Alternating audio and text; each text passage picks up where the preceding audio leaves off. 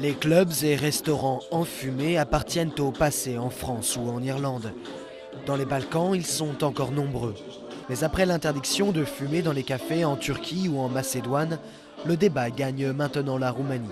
Un député propose d'interdire totalement la cigarette dans tous les lieux publics fermés. Je suis une ancienne fumeuse, je parle donc en connaisseuse. Je sais que c'est un plaisir et je l'accepte, mais il faut entrer dans la normalité. Et cela n'est pas normal que quelqu'un qui fume rende malade quelqu'un qui ne fume pas. Son idée a suscité nombre de réactions positives, mais aussi du mécontentement, notamment de la part des clubs ou restaurants.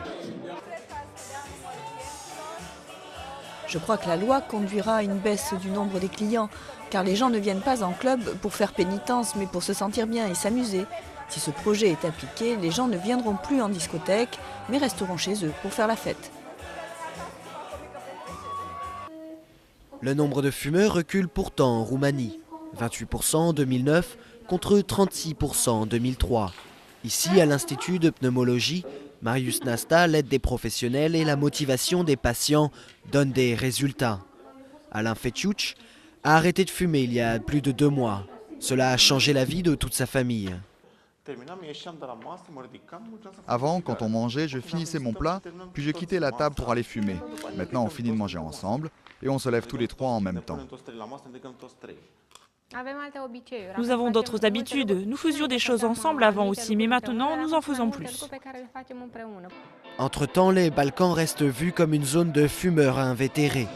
Pour certains scientifiques, c'est juste une question de législation.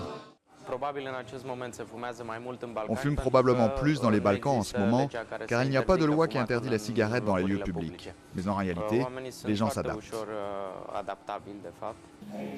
La bataille contre la cigarette s'annonce longue.